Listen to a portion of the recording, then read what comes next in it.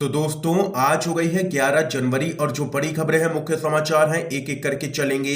तमाम बेहद बड़ी अपडेट्स आप तक आगे इसी वीडियो के माध्यम से पहुंचाएंगे, इसलिए लगातार हमारे साथ आगे इसी वीडियो में बने रहिएगा। तो वहीं दोस्तों खबरों की तरफ चलने से पहले आप लोगों से एक छोटा सा निवेदन है कि अगर आप लोग भी यूपी के आगामी विधानसभा चुनाव में भाजपा का सुपड़ा साफ होते हुए देखते हैं और एक सत्ता परिवर्तन की लहर को देखते हैं तो अभी इस वीडियो को लाइक कीजिएगा, चैनल को फ्री में सब्सक्राइब करके बेल के आइकन को जरूर दबाइएगा दोस्तों और कमेंट बॉक्स में कमेंट कीजिएगा जय हिंद जय भारत। दरअसल दोस्तों पहली बड़ी खबर आप लोगों को बताते चले, यूपी चुनाव में बीजेपी को हराने के लिए अखिलेश यादव ने मायावती से मांगा है सहयोग, कहा इस बार दें आशीर्वाद।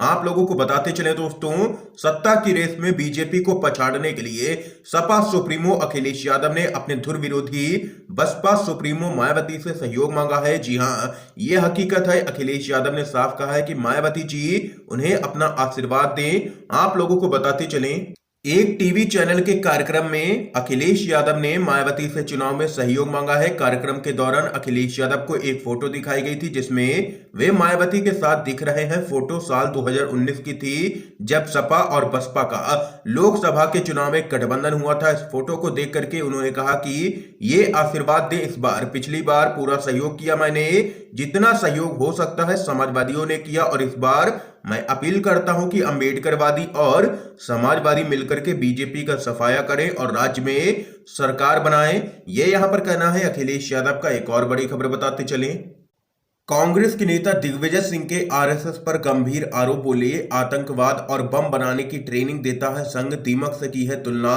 आप लोगों को बताते चलें कांग्रेस के महासचिव दिग्विजय सिंह ने आरएसएस और कैलाश विजयवर्गीय पर निशाना साधा है। आप लोगों को बताते चलें दिग्विजय सिंह ने कहा है कि मैंने आरएसएस की तुलना दीमक से की है, इसलिए सबसे ज्यादा गालियां भी मैं ही खाऊंगा।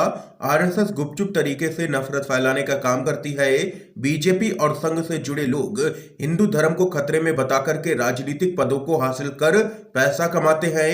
हिंदू धर्म को ना पहले कभी खतरा था और ना कभी हिंदू धर्म खतरे में आएगा। कांग्रेस एक विचारधारा है, आरएसएस कोई भी रजिस्टर्ड संस्था नहीं है। राष्ट्रपति से लेकर के नीचे तक सभी पद पर हिंदू हैं, तब हिंदू धर्म को आखिर खतरा कैसे हो सकता है? और वहीं ये खतरा केवल बताया जाता है ताकि उनकी फांसीवादी वाली मनोवृत्ति, फांसीवादी विचारधारा को आगे ले जा सके।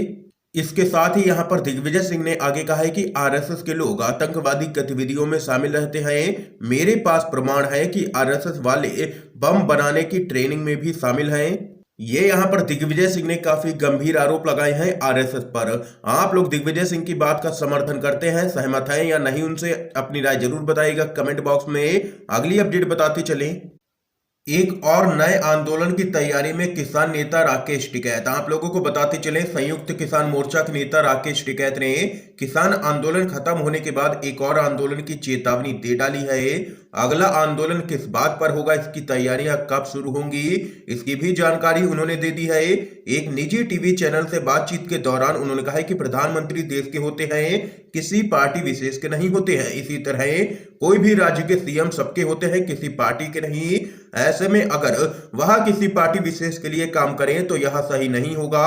अब नया आंदोलन इसी के खिलाफ यहां पर शुरू किया जाएगा। और वहीं इसके साथ ही यूपी में विधानसभा चुनाव के माहौल के बीच किसान नेता राकेश टिकैत ने कहा है कि प्रधानमंत्री नरेंद्र मोदी को राष्ट्रपति बन जाना चाहिए और उनकी जगह योगी आदित्यनाथ को प्रधानमंत्री बन जाना चाहिए। ये यहां पर तंज कसते हुए राकेश टिकैत ने बयान दिया है और इशारा किया है कि यूपी के चुनाव में भाजपा यहां पर करारी हार का सामना करने जा रही है। इसके साथ ही अगली अपडेट बताते चलें, भाजपा के पुराने सहयोगी दल के नेता का बड़ा दावा, यूपी चुनाव को लेकर के कहा है बीजेपी 50 सीट भी जीत जाए तो भी बहुत है।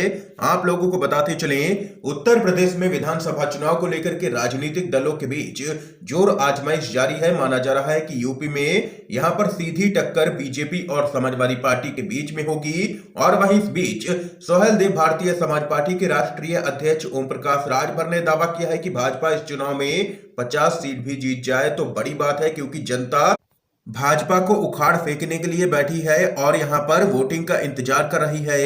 ये यहां पर बड़ा हमला ओपी राजभर ने बोला है भाजपा पर। एक और बड़ी खबर इस बीच आप लोगों को बताते चलें, पांचों चुनावी राज्यों में कोरोना वैक्सीन के प्रमाण पत्र से पीएम मोदी की तस्वीर हटी है। चुनाव आचार संहिता का असर। जी हां दोस्तों, केंद्रीय स्वास्थ्य मंत्रालय ने आदर्श आचार संहिता का पालन करने के लिए पांचों चुनावी राज्यों में यानी कि उत्तर प्रदेश, उत्तराखंड, पंजाब, गोवा और मणिपुर में कोरोना वैक्सीन के प्रमाण पत्रों से पीएम मोदी की तस्वीर हटा दी थी। इससे पहले यहां पर इस पूरे मामले को लेकर के चुनाव आयोग ने सख्ती दिखाई, जिसके बाद केंद्रीय स्वास्थ्य मंत्रालय को यह कदम उठाना पड़ा है। एक और अपडेट आप लोगों को बताते चलें। गोवा विधानसभा चुनाव से पहले भाजपा को लगा है बड़ा झटका। मंत्री के बाद अब गोवा के एक और बीजेपी विधायक ने चुनाव से ठीक पहले छोड़ी है पार्टी, दिया इस्तीफा। विधानसभा चुनाव से पहले गोवा में भाजपा विधायकों और नेताओं का पार्टी छोड़ने का सिलसिला लगातार जारी है। गोवा के मंत्री माइकल लोबो के बाद अब राज्य से एक और बीजेपी विधायक ने पार्टी छोड़ दी है। मंत्री एवं बीजेपी विधायक माइकल लोबो के बाद एक अन्य विधायक प्रवीण जानते ने पार्टी और विधानसभा की सदस्यता से इस्तीफा दे दिया है और राज्य में अगले माह विधानसभा चुनाव होने हैं और ऐसे में अटकलें लग रही है कि यह नेता यहां पर कांग्रेस पार्टी ज्वाइन करेंगे। इसके साथ ही एक और बड़ी खबर बताते चलें। हरिद्वार धर्म संसद में भड़काऊ भाषण का मामला सुप्रीम कोर्ट सुनवाई के लिए हुआ है तैयार। सिब्बल बोले सत्यमेव नहीं सशस्त्रमेव जयते हो गया है देश का नारा। जी हां दोस्तों, अल्पसंख्यक समुदाय के खिलाफ यहां पर हिंसा भड़काने वाले उत्तराखंड के हरिद्वार धर्म संसद के भाषणों की स्वतंत्र जांच की मांग वाली याचिका पर सुनवाई के लिए शीर्ष अदालत तैयार हो गई है। इस मामले को वरिष्ठ वकील और कांग्रेस के नेता कपिल सिब्बल ने सुप्रीम कोर्ट में रखा है। उन्होंने अदालत से कहा है कि सत्यमेव जयते की जगह अब सशस्त्रमेव जयते की बातें हो रही हैं। एफआईआर दर्ज हुई है लेकिन अब तक कोई भी गिरफ्तारी नहीं हुई है और राज्य सरकार भी दोषियों के समर्थन में खड़ी है। और वहीं इस पर मुख्य न्यायाधीश एनवी रमन्ना ने मामले पर यहां पर सुनवाई का आश्वासन दिया है और सुप्रीम कोर्ट इस मामले को लेकर के यहां पर पूरी तरीके से सुनवाई के लिए तैयार है। एक और बड़ी खबर बताते चलें। काल्पनिक खतरे पर राष्ट्रपति से चर्चा की, नरसंहार की धमकी पर एक शब्द तक नहीं कहा। पीएम मोदी पर जावेद अख्तर ने साधा है निशाना। आप लोगों को बताते चलें, प्रधानमंत्री मोदी ने अपनी सुरक्षा में हुई चूक पर देश के राष्ट्रपति रामनाथ कोविंद से मुलाकात की थी। उनके इस कदम पर अब यहां पर मशहूर लेखक व गीतकार जावेद अख्तर ने तंज कसा है। जावेद अख्तर ने प्रधानमंत्री मोदी पर निशाना साधते हुए लिखा है कि काल्पनिक खतरे के लिए राष्ट्रपति से चर्चा, लेकिन करोड़ों लोगों के नरसंहार पर एक शब्द तक नहीं।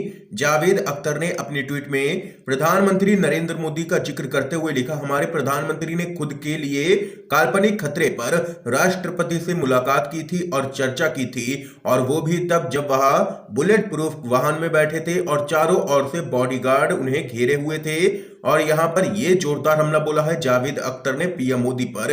एक और अपडेट आप लोगों को बताते चलें। नफरत को हराने का सही मौका है चुनाव, वोट की कीमती ताकत से नफरती तत्वों को आगे बढ़ने से रोके, राहुल गांधी का बड़ा बयान। कांग्रेस के नेता राहुल गांधी ने उत्तर प्रदेश, पंजाब समेत 5 राज्यों में होने वाले विधानसभा चुनाव को नफरत को हराने का सही मौका बताया है। उन्होंने चुनाव तारीखों के ऐलान पर कहा है कि नफरत को हराने का सही मौका है यह चुनाव। आप लोगों को आगे बताते चलें। कांग्रेस देश में नफरत फैलाने वाले अभियानों की आलोचना करती रही है और आरोप लगाती रही है कि इसके पीछे बीजेपी का हाथ है। कांग्रेस ने कहा है कि बस हो गया, बीजेपी हेट फैक्ट्री को पूरे देश के सामने सफाई देनी चाहिए और यह स्वीकार करना चाहिए कि उन्होंने हमारे समाज को किस हद तक नुकसान पहुंचाया है।